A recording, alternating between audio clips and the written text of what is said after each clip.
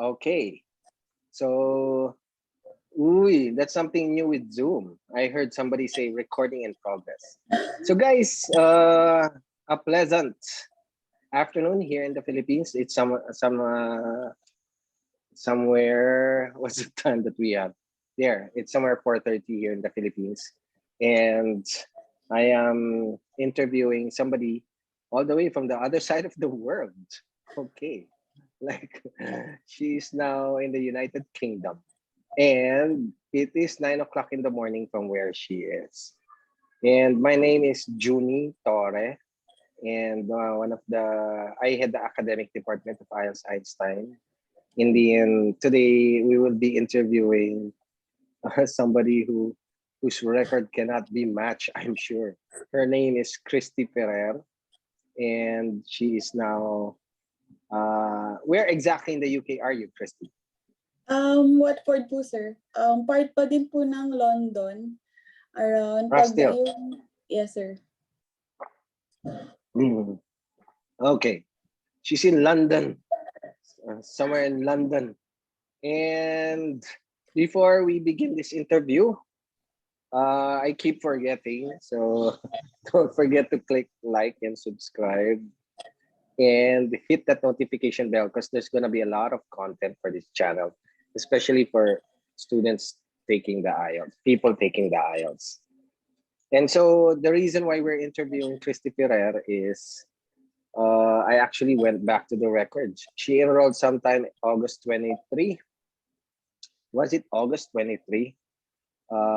Sometime August 23. That was 2019. Yeah. Today is what is our date today? Just for just to get the perspective. Today is May 26, 2021. But Christy enrolled like August 23, or I think it was August 21 or 23, or August 15. Yeah, of 2019. And then after a month, I remember precisely, exactly a month after, she was already in the UK. So she enrolled for IELTS review 1 month, and the following month, she was already in the UK. That is just mind-blowing. Like, everybody's jaw is just gonna drop. Like, oh my God, how did she do that? And she didn't even have an agency with her. That is why we are interviewing her today from the other side of the world. And we thank her for giving us this time. So, Christy, let's begin. Let's have you introduce yourself first. While I go get some water. Yeah, go introduce yourself first. Hello everyone. My name is Christy Ferrer, and I came here in the UK last. When was that? 24th of September 2019, and I took the IELTS at around, when was that? September, I guess. No, September. Then after 15 days of taking the IELTS, or after I received the result, after 15 days, andito na po ako sa UK. So almost, I guess, 2 years din po dito. Okay, it's been 2 years. All right. Okay, so Christy, before we go into the juicy part of the interview, I mean the part where you just went through, I mean, you were like the Flash. You are like the human version, the real version of the Flash. Tell me about your experience. You are from San Fabian, Pangasinan, and then where did you used to work? Before I decided to apply, I used to work as a theater nurse po, sir. A what? Theater nurse po sa Pangasinan, somewhere in Pangasinan. Then after that, I went to Qatar as a school nurse. Then after I worked as a school nurse, my husband asked me to go home kasi paalis na po siya. He decided to... he was on his way to the UK at the time. Yes, sir. Yeah. He asked me to go home to get married. Okay. Very sweet. umuwi po ako, and then after that, umalis po siya. Then I decided to work as a community nurse under DOH din po. Yeah. Oh, like, and this was in Pangasinan as well.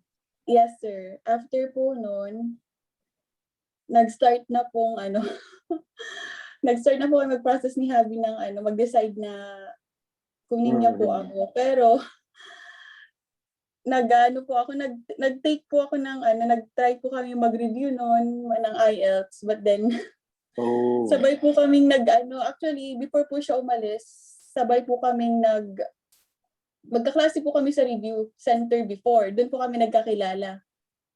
Okay, you're referring to a review center in Dagupan. Yes, sir. Tapos sabay po which kami we cannot mention. Okay. Sabay po kami nag-take ng IELTS, pero apparently siya pumasa, ako po hindi. Oh, I see. Okay. That's why you went ahead. I went to Qatar. Siya po nagpa-process po ng documents. Okay. Where were the problem areas during your IELTS, if you remember? Writing, sir. Writing. Yeah, writing. Everybody's problem is writing, right? Writing. Yeah, sobrang, I see. After I mag-take, boyfriend-girlfriend pa lang po kami nun. Sobrang na-depress po ako. Kaya sabi ko, ayoko na munang mag-take. I'll just go to Qatar, sabi ko. Bahala ka na muna magpunta doon, sabi ko. Kaya, ayun po. Nag-part ways po muna kami. Tapos, nung paalis na siya, he asked me to go home kasi po, magpakasal daw po kami. Okay. And so then, you got married. And then, that's when you began processing the papers. Not yet po, sir. Umuwi po ako, nagpakasal po kami. Tapos, nag-take po ulit ako. Pagkabalik niya dito, sir, nag-try po ulit ako mag-take ng IELTS. Okay. That was the second attempt. I forgot na po, sir. I forgot na, sir. Then, ayun. I failed again. Okay, the second time. Yeah. Writing po ulit. So, iyak ako nang iyak. What's wrong with me, sabi ko. Sa sarili ko. Tapos, I think it's not really you, but it's really the training, right? Yeah. What's wrong with me, sabi ko. Tapos nun po, sir, kinausap ko na si husband ko, sabi ko, maybe IELTS is not for me, sabi ko. Halos ayoko na maybe it's OET or something. Ayoko na, sabi ko, sige, kukunin mo ako dyan, pero siguro tatry na lang ako ng ibang field. Siguro hindi meant to be na maging nurse ako sa UK, sabi ko sa husband ko, sir. Like he could take you as a tourist, correct? As a wife, sir. Could he take you and... As a dependent, sir. As a dependent, okay, I see. Yeah. And then you could just work any job related to nursing. Yeah. No, sir. Not only related to nursing, pwede po sa sales or sa... Depende po kung anong mag-offer sa akin or ano pong mapasukan kong job. Kahit ano po, as long as naka-dependent visa po, sir. Tapos kahit gaano kadaming hours po yung gusto mong i-work, sir. Pag ganun po. Okay. But then... Iyak ako na iyak nun, sir. As in, sobra na yung depression ko. Sige, sabi niya, i-process na natin yung papers mo, sabi niya, sir. And then kinausap ako ng mother-in-law ko, sir. Heart to heart. Sabi niya, why don't you give it a last try? Sabi po niya sa akin, sir. Oh, wow. Okay. Please, sabi niya, I will cover all the expenses. Bigyan mo lang ako ng last chance. Mag-take ka ng IELTS. Sabi po sa akin ng mother-in-law ko. Okay. Then who am I to say no, sir? Yeah. Like, in the Philippines, if you get something for free, you will really have to go for it, right? Yes, sir. Especially po, parang ang ganda po sa pakiramdam kasi yung mother-in-law ko po nag-encourage sa akin, tapos kinausap po niya ako heart to heart na you pursue your dreams, bakit mo i-let go? Just give it your last shot, sabi po niya sa akin. Yeah, those were words of wisdom. Okay. Yes, sir. And then, sabi ko, ayoko na ng review center. lalo lang ako nadadown, sabi ko. So you didn't enroll anymore in the I review didn't center? enroll anymore, sir. What I did is that nag-search po ako sa Facebook, Mm-hmm. online coach for IELTS, ganun po. And then, lahat po na nakikita ko, na suggestion ko is Junitore, Junitore, Junitore. Lahat po ng Oh my nakikita ko. God. Yes, Like sir. this was a Facebook search. I just, although naririnig ko na po sa mga friends ko na you try Mm-hmm. to, i-try mo si Sir Juni, ganito, ganyan, sabi po nila. Which friends are you referring to? Ate Bel Rubelia Sinlao. Oh, where is Belle right now? She's in Ireland na po, sir. Oh my God, I'm not even updated. Who else? Kuya Casey. Casey Nervarte. Doesn't strike me as much. Sorry, Casey, if you're watching. He's in Ireland na din po, sir. Okay. Yeah, in Ireland na po. Yeah, those must have been the early years, right? Yeah. Yes, sir. So, sabi ko, I'm not fan of online coaching or online review or whatsoever. Oh, I So, see. You wanted a classroom review. Yes, sir. And then sabi ko, nung kinausap po ako ng mother-in-law ko ng ganun, so let me just try another thing, sabi ko. Nag-try po ako. Then nag-search po ako. As in, lahat po ng mga nakikita ko na suggestion sa Facebook about online IELTS coach is Sir Juni Torre. Oh my God. As Okay. in, sir. So, nag-message po ako sa inyo. Who is Opo. Juni Torre? The best IELTS Wait. coach in the Philippines. I mean, in the whole universe. The whole Marvel universe. Yes, like sir. Thanos. Like, sorry, Thanos. Yes, sir. I see. So the Facebook algorithm kept leading you to my name. I Yes, see. sir. Okay, and then what made you trust? May mga may mga parang suggestions din po na ibang center, ibang names, pero as in out of 100%, I think 80% are name niyo po, sir. Name niyo po, sir, ang naka-suggestion. Oh, okay. So, Well, nag-message. I gotta thank those students. Yeah. Yes, Whoever sir. they are, right? Yeah. I see. And so you messaged me, and the rest is history. Yes, sir. Okay, so but why did you have that 15-day target alone? Why was it so urgent? By that time po, sir, nung nag-message ako, ongoing na po yung yung parang completion namin ni husband ko ng documents as a dependent visa. As his dependent dito po sa UK. So, I see. While I'm processing the documents for completing the documents, kinausap po ako ng mother-in-law ko. Okay, what did she say? And, like, you gotta leave by this date. Sabi po ni mother-in-law, kailangan mong i-push yung dreams mo, sabi niya sa akin, sir. Okay. Huwag ka mawawalan ng hope. Just give it your yung ayaw ko na po talaga actually, sir, as in ayaw ko na pong mag-take ng IELTS kasi sobrang depressed na po ako sa mga nangyari.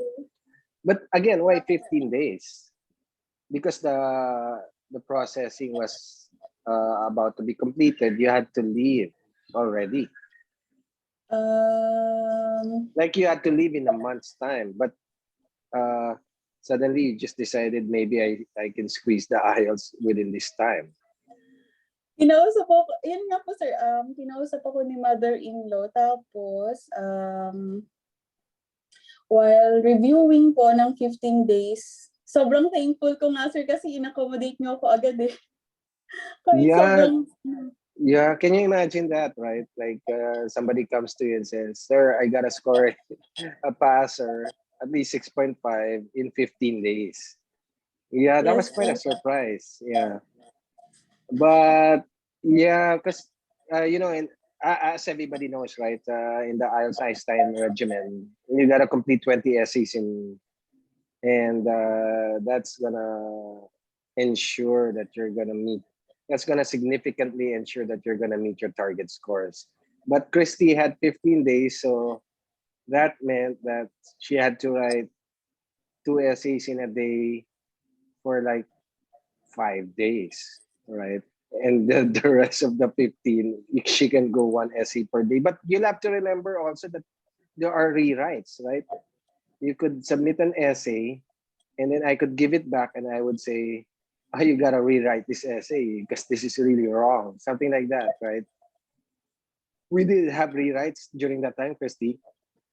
Ay, opo sir, wala po. I don't remember exactly anymore. That was like 2 years ago, right? And But may speaking din po kay Sir Prince, sir. oh, wait. You enroll in speaking as well. Yes, sir. Oh, I'd forgotten already. So Greg, Prince Gregorio is also in the UK. Yes, Oh, sir. Prince helped you out. Yes, sir. Oh my God. Oh, I'm sorry, I've forgotten. I should tag Prince as well. Okay. So wait. So you weren't doing anything. That's why you were like you were confident you could do this. I can finish this 20 rounds. Nagkasabay din po nun, sir, yung completion ko ng documents na needed para po makapunta dito, sir. Okay. But that was like for a dependent visa, right? Visa. Yes, sir. Okay. But suddenly, if you pass the IELTS, how does that change things? Do I can pursue my dreams na, sir, as a can you nurse just here. easily say that instead of a dependent visa, I'm going for a work visa? Could you easily just do that? Yes, sir. Actually, pwede naman po. Pero my husband and I decided to i-push through na lang po yung dependent visa kasi it Oh, does the same po. Although yung expenses medyo mas malaki, pero mas maganda po yung magiging benefit ko as dependent visa kasi po, sir, I can work any job I want po, sir. I see. Also, Oh, hindi po ako naka tie sa hospital. I can leave or I can work anywhere I want po. I see. So that explains it. So you process a dependent visa, and then when you arrive, that's when you began applying as a nurse. Yes, sir. I see. Okay. So now that is wait. Why did hubby decide to go DYI? Was that better than finding an agency? For us, sir, yes. Kasi po, It if you're gonna have agency na magpa-process po ng documents as dependent visa, it would cost us more, sir. As in, sobrang mahal po. But then when we did it DIY, mas mabilis po at saka mas mura po, economical. I see. So like uh you can just do this over the net and you don't have to pay the agency, just submit the necessary requirements. Yes, sir. Oh, okay. How early did your husband do this? Like, did it take him time? Like, did it take him like 6 months or? Sir, to be honest po, if your wife or husband is under tier 2 visa, sir, pwede nyo Okay. na pong kasabay ang asawa nyong umalis. As Oh, so long that's as you what your have means. husband was, right? Actually, sir, hindi pa po namin alam yung processing na yun. So, it took us, I think, a year bago po namin nalaman yun. I But see. then, Okay. nung nalaman na po namin, nung time po na message ko kayo, sir, dun po kami nag-start mag-process lang po ng documents. Wow. Incredible. Okay. All right. Okay. And but your husband, when he went to the UK, he had an agent, right? Yes, sir. Okay, so the reason why you could do this is because your husband was already in the UK. But otherwise, if you're going to the UK for the first time alone, you just have to have the agent, correct? Yes, sir. That would be easier. Okay, I hear the baby. Okay, the baby wants to join the conversation. Okay, all right. Before we go into the review itself, right? So All right. So where did you take your IELTS exam? Um, so, at first, sir, nagpa-plan po akong i-take yun sa, di ba po nasa Pangasinan ako that time? Yeah, you At were in first, San I Fabian. planned to take it in Baguio City po. Uh-huh. And then, luckily, nag-check po ako ng examination dates ng British Council. Meron po sa Pangasinan, sa Dagupan City. In Dagupan itself. I see. Yeah. Okay. Yes, sir. Thank you, British Council. Our partner, British Council, thank you. Yes, sir. I see. So you didn't have to go far, can you imagine? Yeah. Yes, sir. All right. And then, okay. Exam day itself. How did it feel? Like, for example, for writing, did you feel like, whoa, I think I got the writing in the bag. I think my writing was good. Did you feel that way? At first, sir, ikukwento ko po muna yung mga previous IELTS ko, sir. Okay. Go ahead. First, nung mga previous IELTS test ko, sir, sobrang parang kabado ako, na parang I'm doubting myself, sir. Sobrang nagda-doubt ako nun sa sarili ko.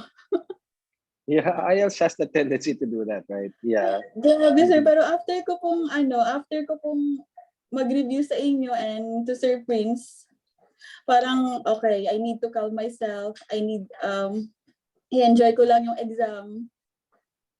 Na, I need, Sir Junie trusted me already and Sir Prince as well. So I need to trust myself. I see. So the difference being in the third attempt, you were more confident, more Yes, relaxed. sir. Dahil po sa inyo, sir. Oh, okay. Oo nga naman, can you imagine writing 20 essays? That's gonna give everybody some confidence, right? And then, can you imagine doing that in 15 days? That's really a rigid regimen.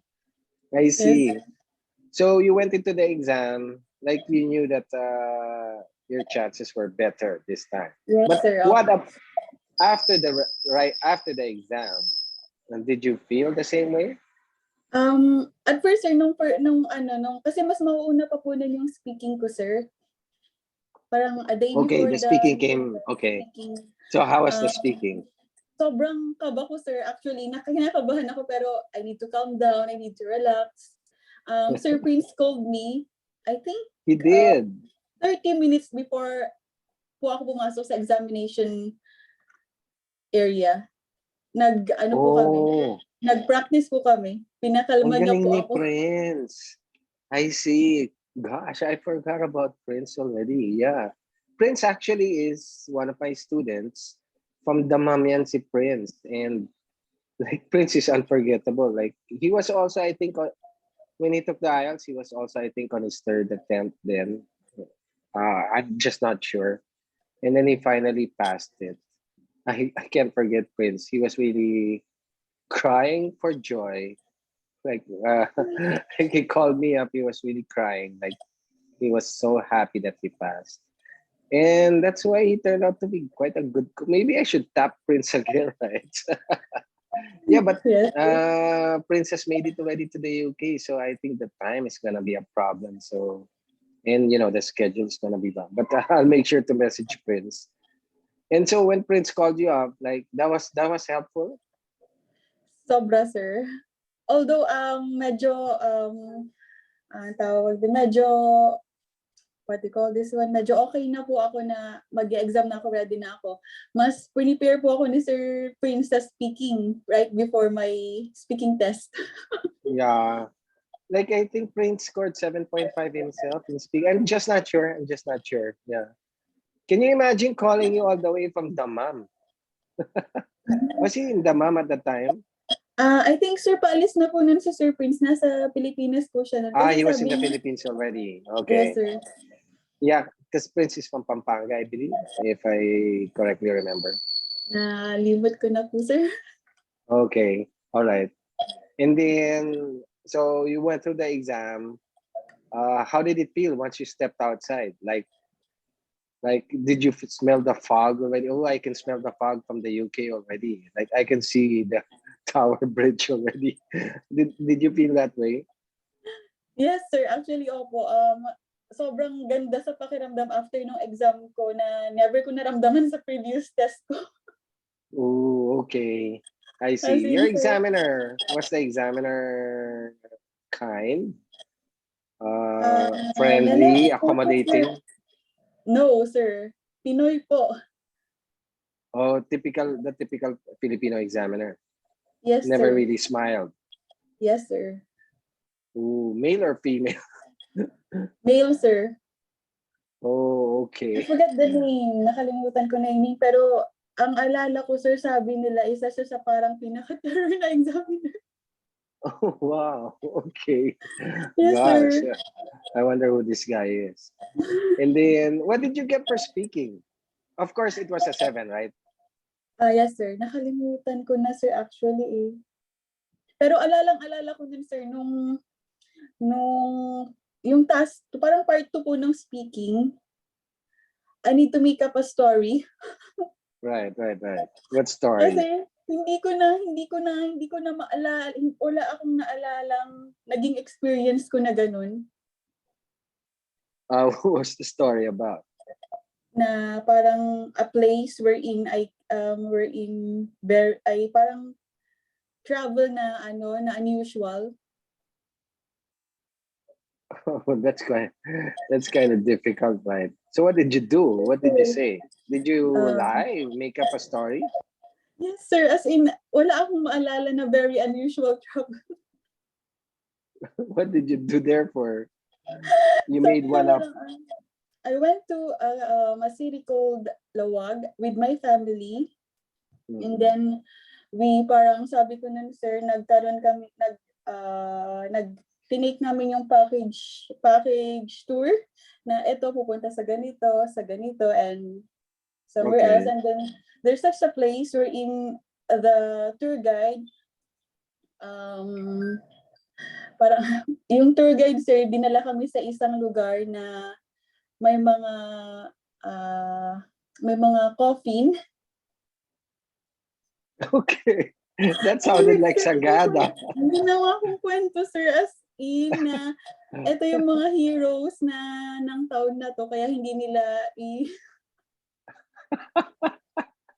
hindi ko na maano yung Oh sarili my ko, God. pero tuloy-tuloy lang ako dun, sir, sa Maybe the examiner was thinking to himself, what is she referring to?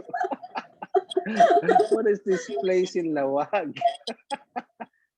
Naalala ko Okay. na lang, sir, ang advice niyo sa akin ni Sir Prince, tas kayo po, sir, Mm. basta tuloy-tuloy lang po ako sa kwento ko, and then dapat magkaka-connect.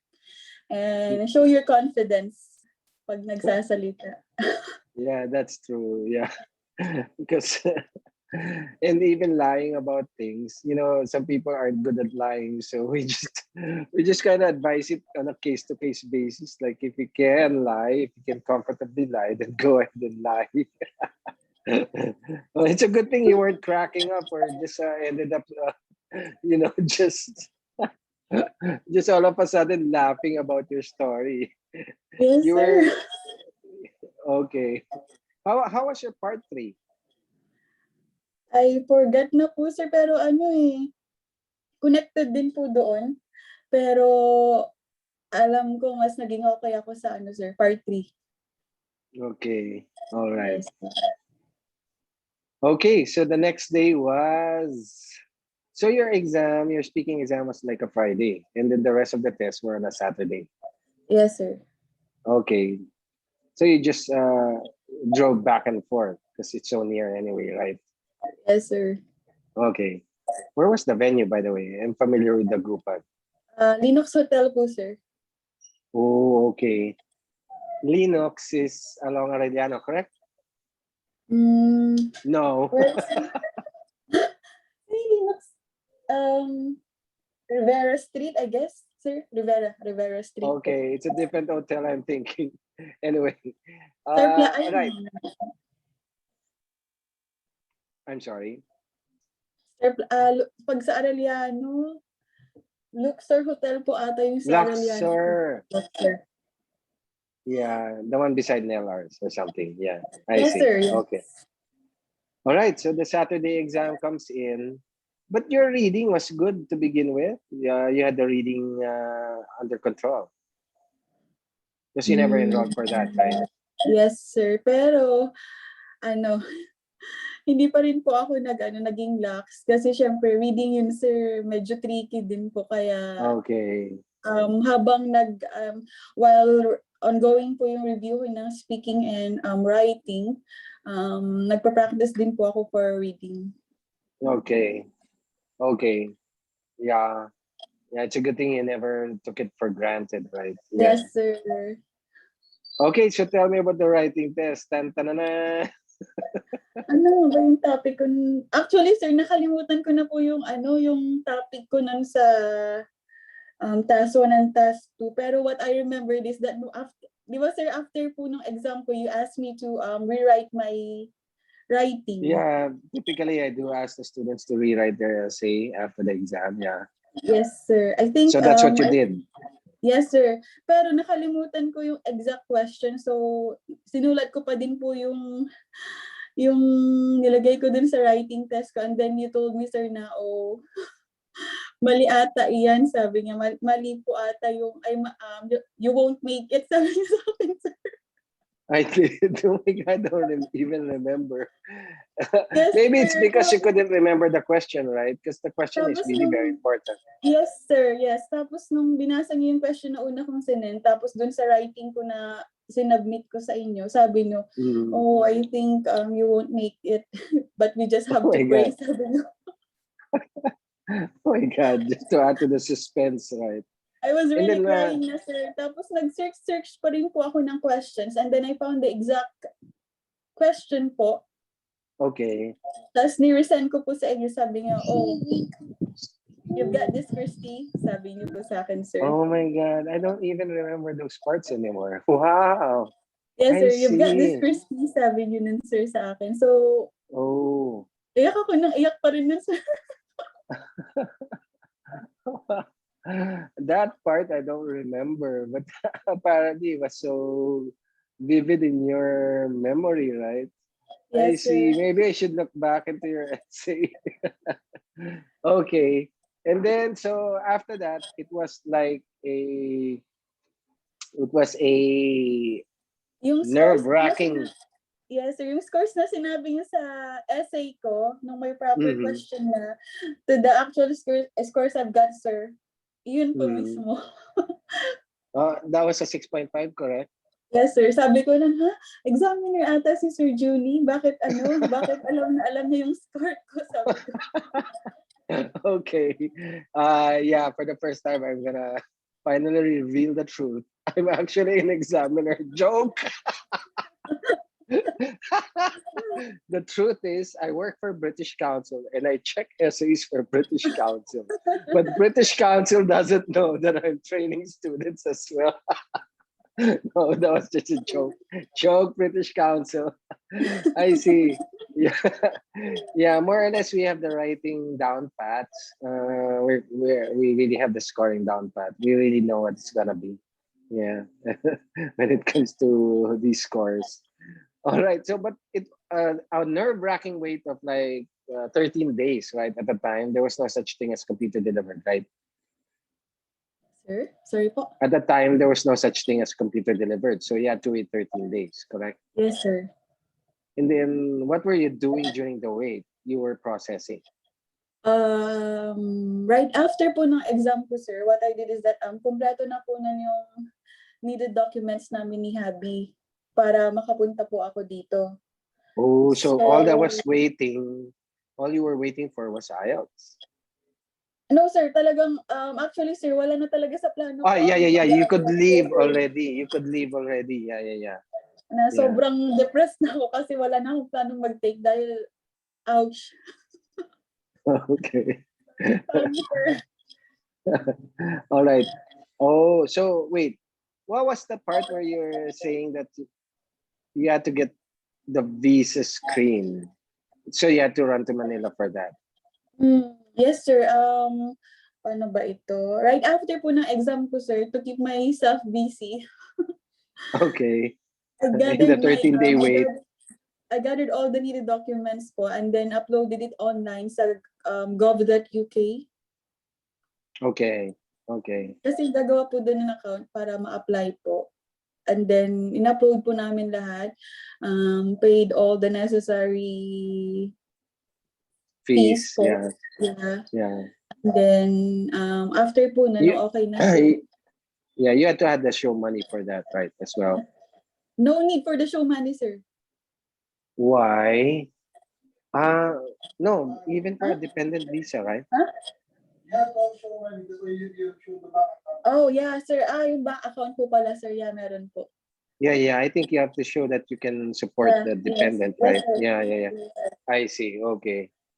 Pero I guess, So, sir, once na under tier 2 visa, as long as dun sa certificate of sponsorship po na ibibigay ng trust mo, kapag naka-tick po dun yung, what do you call this one? Maintenance?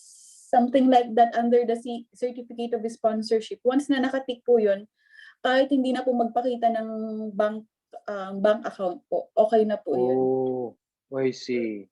Okay. Pero just to be sure po, sir, much better po na ipakita yung bank account po. Right. Okay. Where did you have your visa interview? In Manila? Paano ko po ba ito sasabihin, sir? After po nung necessary payments namin na ginawa ng husband ko, sir, nag-book po kami ng slot for my visa appearance po. Okay. I think And 24 this was in Manila. 24 ako nag-fly, mga bandang, mga 24 minus, mga Just a 16 po number of ata yung days. visa appearance ko, sir. September 16. Oh, okay. Yes, sir. And what I did is that, yun po yung, ang ginawa po namin ng husband ko, sir, kasi may mga, parang visa appearance ko, hindi po siya actually interview, it's just appearance. You just have to go to the visa application center, bring all the necessary documents. Okay. They will scan everything po, sir. Okay. And after They'll get their they copies, scan the documents, they will call you for the visa appearance po. They will gonna have biometric, what do you call that one, Daddy? Biometric scan. And then they'll take a photo of you. Then tapos na po, sir. I see. So you were doing this while your IELTS results were pending? Yes, sir. Yes po. Oh, okay. I see. And then, yeah, may mga options po, sir, after ng visa appearance mo, if you're gonna opt for standard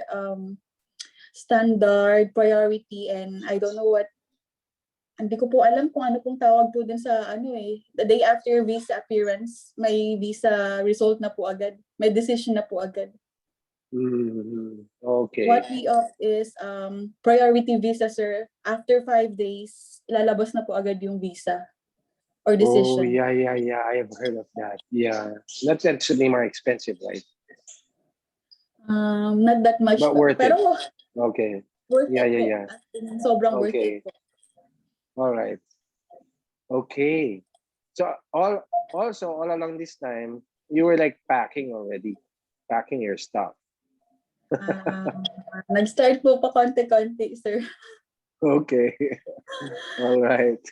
Pero hindi pa po, Okay. actually hindi pa po, sir, kasi ganito po yung nangyari, sir. So 16th, kailan lumabas yung result ko? Mga 2021 po ata yun, sir. I forgot the exact date. Okay. September 21, 2021. I guess Friday, the day po na lumabas yung result ng IELTS ko. After that day, dumating po yung decision letter ng visa ko. Oh my God. It's like the universe is aligned. Okay. IELTS results came out online first. Yes, sir. Okay. And so, can you imagine? IELTS tick, and then check, and then the next day, approval, visa approval, check. I'm out of here. so, so when the visa approval came out the next day, like it was just a matter of days, and then you were gonna fly away already. Yes, sir. I talked to my husband. I said to him that maybe can you just give me a week before I leave or a month para Okay. makapag-prepare, maayos ko yung makapag-spend time sa family ko. Sabi ko sa kanya. But then he said, no, bibili na tayo ng ticket mo. Then 21 po ata yun. Then 24, sir, flight ko na. Nag-book siya ng 21. Oh, I was actually gonna ask about that. Was it really deliberate on your part to make sure that you arrive at Heathrow exactly a month after you began your IELTS review? Because I mean, this must have been planned. Like exactly a month after. As it turns out, it wasn't really planned, right? Yes, Yeah. sir. Okay. All right. Oh my God. Okay. So wait. So I guess for like what I said earlier, for people who are just processing for the first time, taking the IELTS for the first time or whatever, there's really no two ways about it. This is really gonna take time, right? Sir? This is really gonna take time. Like the reason why it was so fast in your case was because you were a dependent of your Yes. husband. Yes, Yeah. sir. Pero sir, once na I think okay na, I think sa new system po ng NMC ngayon, Mhm. I think pwede na silang mag-take ng CBT muna Okay. before Okay. IELTS. So they can take CBT first after Yeah. doing the CBT. Once okay, kasi mas for me sir, mas mahirap sa CBT, OSCE, and IELTS, the three tests that we need to be a UKRN, Right. pinakamahirap po ang IELTS. So your CBT and OSCE, you took it in the UK. Yes, sir. Oh, okay. So, but I think today there is such a thing as you'll have to. Yeah. You can take the CBT first before the IELTS now. Yeah, Yes, sir. right. I see. Okay. So when you arrive in the UK and you have with you your test report form, that powerful document that opens the doors to a world of wealth and opportunity and the land of promise and milk and honey. So that is when you began to process the NMC application. Is that Yes, sir. correct? Yes, sir. Oh, okay. And then you chose, of course, the hospital where your husband works. Yes, sir. The trust. Yes, sir. Yeah, the trust where your husband works. Okay. How soon did you begin working as soon upon arrival? Actually, sir, September, I came here September 24th, and then nag-birthday pa po ako, Which was when? October. Okay. So like you spent a month going around having pictures taken. Yes, sir. Yeah, that photo of yours in Trafalgar Square. Yes, sir. Yeah, that was a And nice then, photo, right? Yeah. after October, I decided to apply. November po ata yan, November, sir. Mm. Then, December po, nag-ano na ako, sir. Nag-start Oh, na po okay. ako mag-work. I see. Oh, kamusta? How was it? Was it like a pleasant experience or was it a struggle? No, sir. Actually, sir, hindi, kasi po, ongoing pa po yung processing ng documents ko as a nurse. I applied here as an HCA po muna, sir. Healthcare assistant. Okay. Okay. Yes, sir. And then while waiting for my CBT, nag-work po And muna ako as OSCE. yeah, sir.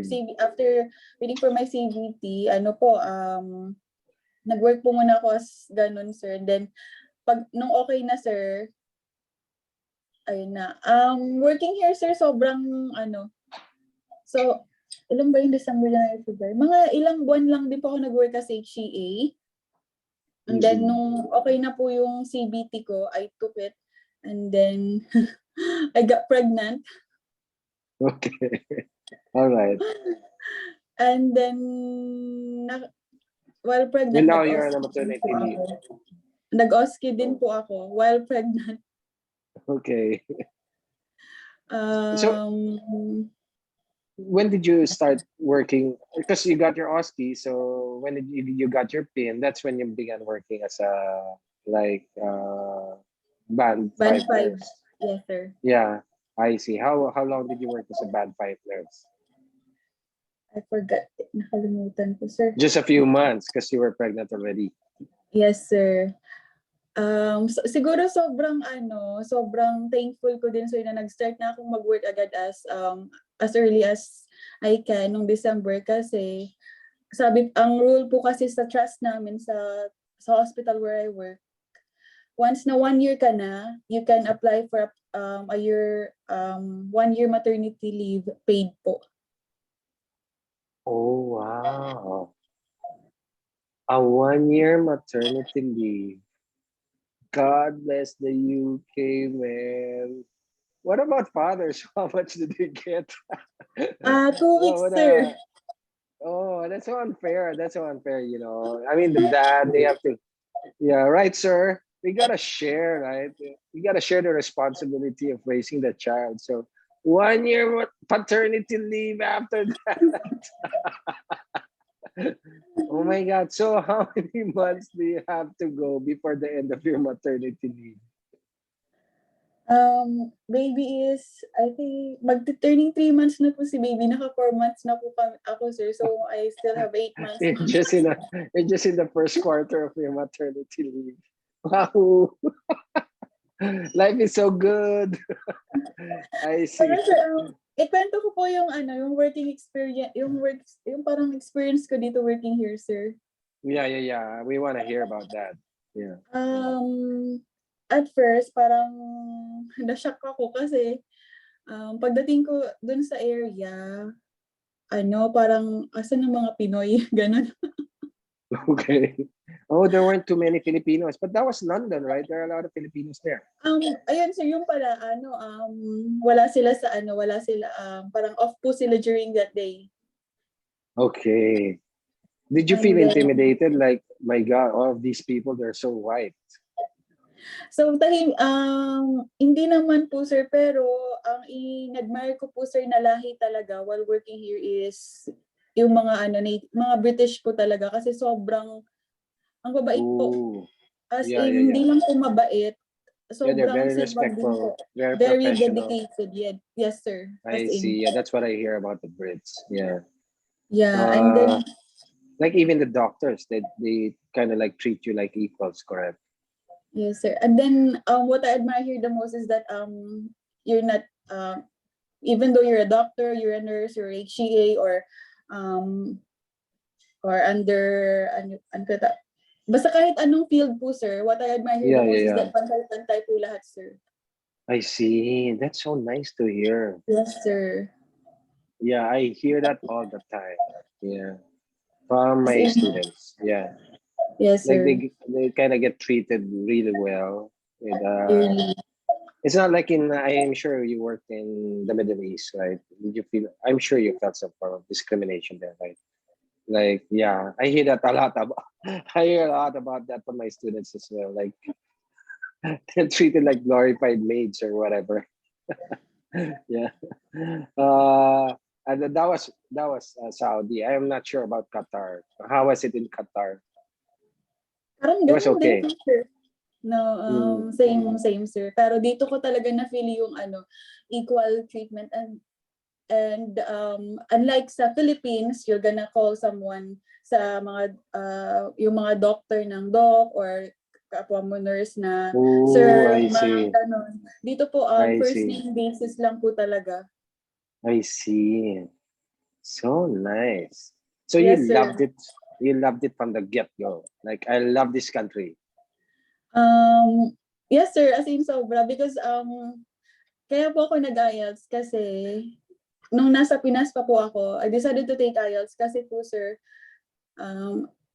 I want a salary na hindi ko Mm. lang po dapat isusupport yung sarili ko or yung family ko, but also, although sabihin po ng family ko na you don't owe us anything, ng parents ko na you don't owe us anything, na Yeah. hindi mo na kami kailangang suportahan. Gusto ko, sir, Yeah.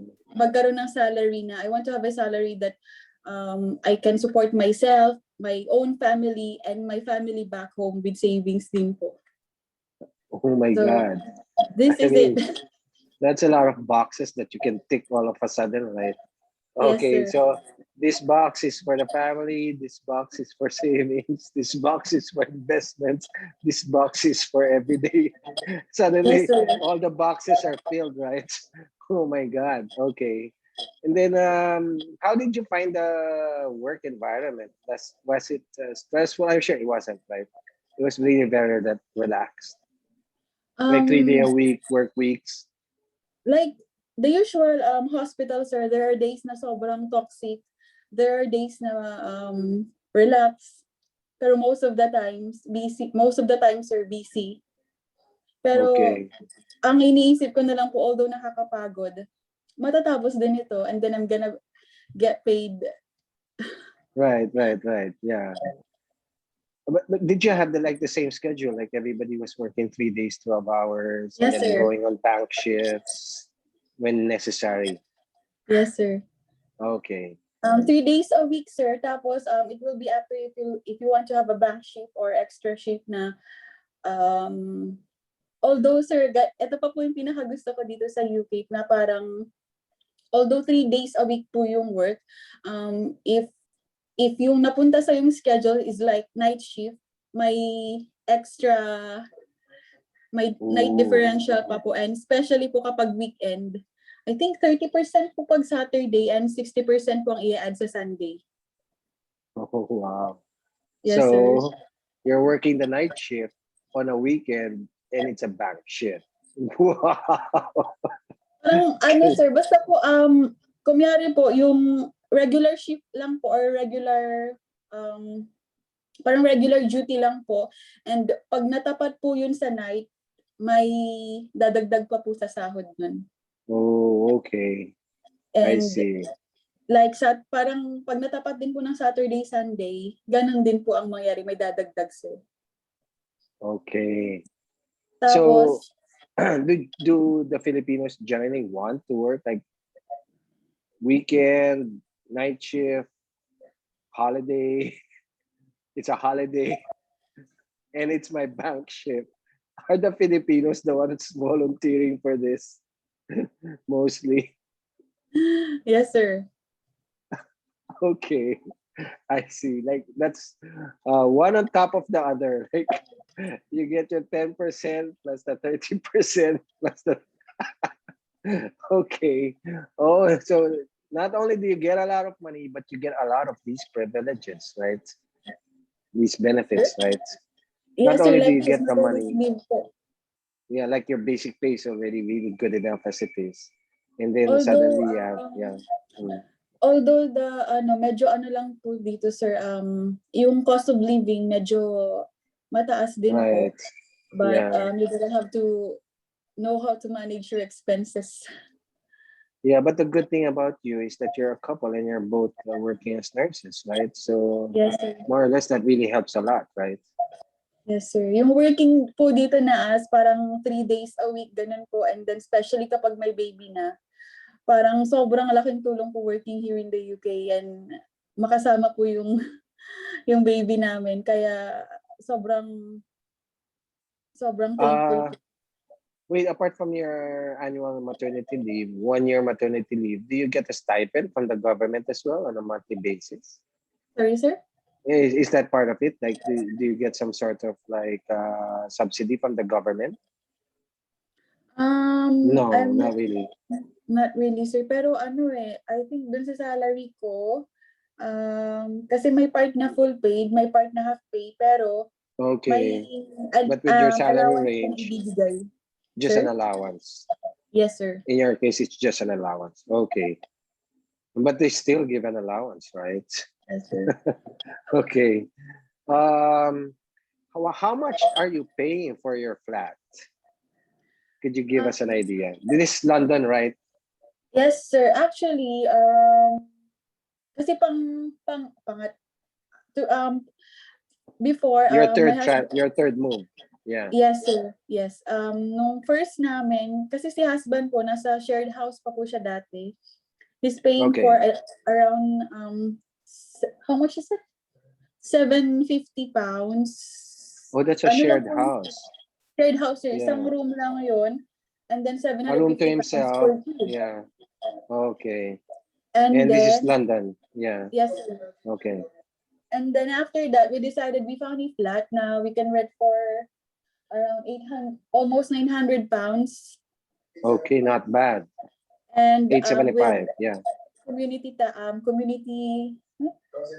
sorry sir, council tax, the rent Okay. 175 plus the council tax and gas and electricity bill. So we're spending around £1,200 each month to sir. Mm-hmm. Just for the overall upkeep of the place. Okay. And then How many bedrooms is that for that one 875? sir, Or just one bedroom? Okay. flat po. And then when we moved to our current place now sir, Mm-hmm. I think we saved money kasi po we found a private landlord. Okay. And What is then a private landlord? kasi sir, most of the houses here in the UK, dumadaan po sila sa mga agents. Okay. So this is And like going direct. ang dami pong processing or ang dami extra pays and everything. Yeah, I'm aware of that. I heard about that also from the Yes. yeah. Yes, So sir. you went And then, direct to the landlord. yes, sir. And then we found may ano po, parang may naging ka-close po ako na parang tinuring kong close to my heart dito sa UK. And then kasama na po namin dito sa house. We're Okay. all Filipino here. And then So it's a you're all sharing the three-bedroom place. house. Yes, sir. It's a 3-bedroom house now. And then, Mm-hmm. how much is the rent? Almost £2,000, sir. Pero andun na po lahat, sir. Oh, 2,000 pounds all in. And All then in na po, sir. of course the one who is with you is of course helping out in the rent as well. She's working in the hospital too, sir. Okay. And meron din po kami. So parang all in all, 4 po kami dito sa bahay na nag-share sa £2,000. So mas nakatipid po kami actually, sir. Kasi solo namin yung bahay. My own lounge and area po kami dito sa lahat, sir. Oh, I see. Is it far from where you work? No, sir. It's just 10 minutes 10 minutes walk from here, sir. I see. My God, you as a couple, you're so resourceful. You find ways and means, right? Like, can you imagine? Like, there's a way to get to the UK in 1 month. That's what we're gonna do. I see. Okay. Oh, all right. Why did you decide London? You didn't you didn't want to go for like more rural part of the country. You really wanted London. Actually, sir, si husband ko, may tita na po dito, nasa Kingston siya. They encourage him to apply there, but he want to do it on his own, to stand on his own. Okay. And then when I he saw see. the agency where he came from, ito po yung vacancy. Uh-huh. Ito po yung vacancy, Okay. kaya dito na po kami napunta. Si husband ko. Hi. Okay. Hi, sir. What did you say, Christy? Like he was offered by Kingston. Yeah, but then his aunt is working on Kingston already, at Kingston already, sir. But then he want to stand on his own. He want to do Mm-hmm. everything on his own. So the agency where he applied, ito Mm-hmm. po yung sa Watford po yung may vacancy.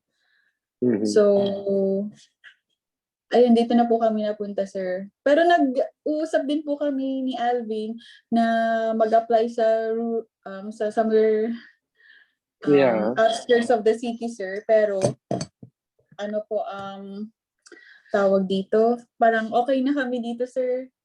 I see. Okay. Yes, sir. Yeah. And so what's gonna happen in the future? So for example, you're gonna get your permanent residency in like 4 years, 3 years. Sabi nila, sir, 5 years, Yeah. 3 or 4 more years, sir. Kasi, I think 5 years, Mm-hmm. you're gonna have to apply for a indefinite leave to remain po. And then a year, pwede na pong Yeah. mag-apply as citizen po. Okay. So you're going for that. Yes, sir. Hopefully. Okay. Some nurses use UK as a stepping stone towards the US. Is there a plan in your horizon for something like that eventually? No, sir. I No, think we're you gonna love the stay UK. here. Yes, sir. Yeah. Kasi, grabe na po yung ino-offer sa amin ni UK, sir, eh. Especially Yeah. sa healthcare, we don't have to pay na po. As in, Right. free Yeah. everything po, sir. Especially may baby na kami, sir. Oo nga. And Wala the kaming people problem. there, right? They're so great, right? And, Like God bless the Brits. Yeah. especially, sir, yung education po ni baby from True. I think, nursery Okay. until high school, free din po. Imagine yung Okay. schooling and healthcare, sobrang laking tipid na Yeah. po namin, sir. Yeah. Super. Like the government's taking care of its people. Yeah. Oh, I'm so green with envy. Tara na dito, sir. oh, That's yeah, why there are plans. Yeah, you can never go wrong in taking IELTS, sir. As in, it will yeah, open sobrang daming opportunities po. yeah, right. Any plans of retiring in the Philippines eventually? May siniset po kami ni husband ko, sir. At although may plan po kami maging citizen, mag-a-apply po kami ng dual citizenship po, sir. Okay, And then all may right. target years po kami ni husband na mag-work dito, makapag-ipon, mag-invest, and then pag okay na po, sir, Pilipinas pa din po. Okay, I see. All right. Yeah, people kind of differ in their answers to that, right? Some do answer that way.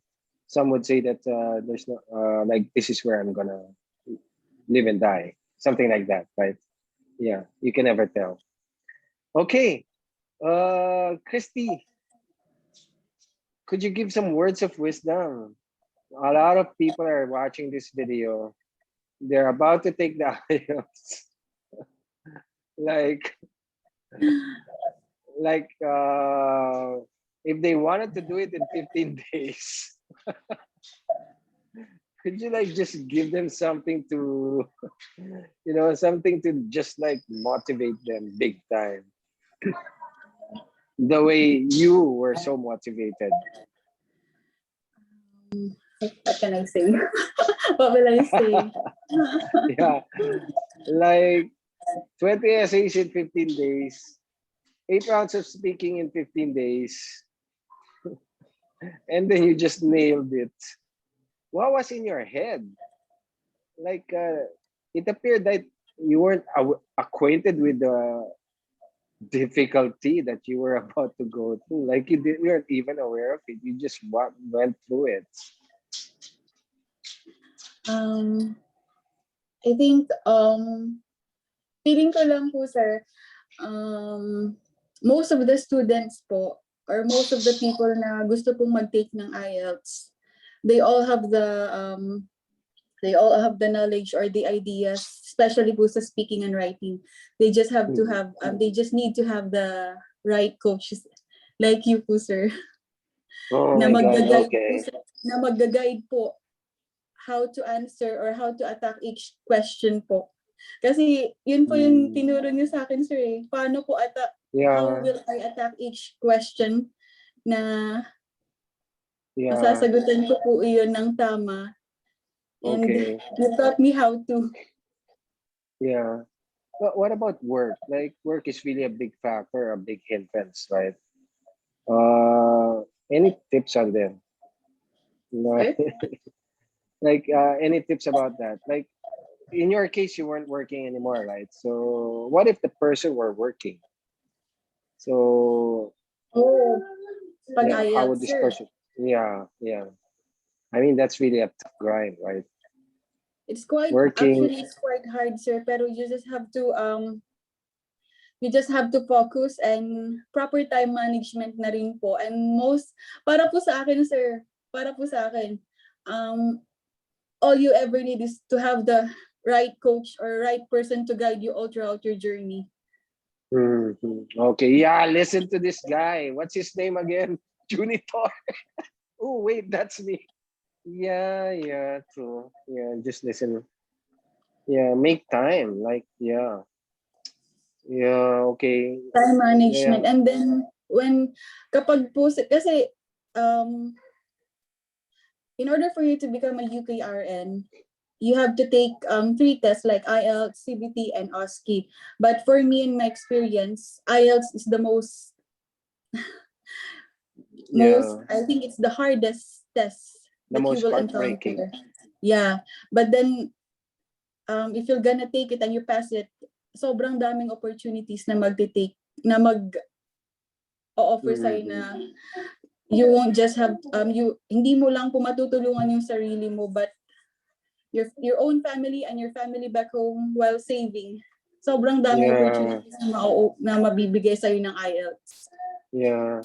So you're saying that, wait, what if we just tell the students, can you just like stop working for 15 days? You will end this in 15 days. What do you say to that? Easier said than done. Yes, sir. For me, siguro it will be easier for me kasi nga po, sir, not working during that time, pero I don't know what to say. All I can say is that you need to have the right person to guide you, to teach you how Mhm. to attack each question. Kasi although you have all the ideas or knowledge about IELTS, Yeah, but if you don't have the right person or right coach to guide you, you don't know how to use it. I see. Yes, sir. Okay. Oh, okay. Like last week, we were just interviewing somebody from Riyadh. Her name is Jeka. And like, she was so similar to you, right? She really began April, middle of April, and then her exams were like May 3. Can you imagine? She was on a leave from work for from middle of April to May 3, and she just went ahead and like finished the 20 essays, the 8 rounds of speaking. She made it. Can you imagine? Yes, sir. Yeah, that's really all you need, right? Yeah. I mean, just finish the regimen. It's goodbye IELTS. Not really very difficult at all. Christy, happy? Happy with life? Super, sir. Like, you feel you have it made? Sir? You feel you have everything made? Like, I did well. I'm feeling blessed. Life is good. Sobra, sir. And I owe everything to you din po, sir. Kasi without your help, without your guidance, I won't be able to work as a nurse here po, sir. I Yeah, won't in be able to fact, have all these benefits. yeah, true, true. Can you imagine a 1 year maternity leave with allowance? 1 year And maternity leave with allowance. if I didn't pass the IELTS, sir, I might be working somewhere else here without any privilege. Right, right, yeah. And feeling not so good about yourself, right? And just working Yeah, as a but healthcare assistant because or you something like guided that. me in IELTS, sir, grabe. Yeah, and I actually have you to thank for as well for making this quite a And story for the ages. Yeah. that's why, sir, may mga, even though the friends who asked me, how did you pass IELTS? I Mhm. always recommend you, sir. Kasi po, as in, you can never go wrong with Sir Junie. Yeah, yeah, like I remember Camille, right? Camille, the recent passer. Yes, sir. Yeah, like Camille, Muriel. Muriel, yeah, Muriel as well. Yeah, I just also interviewed Muriel recently.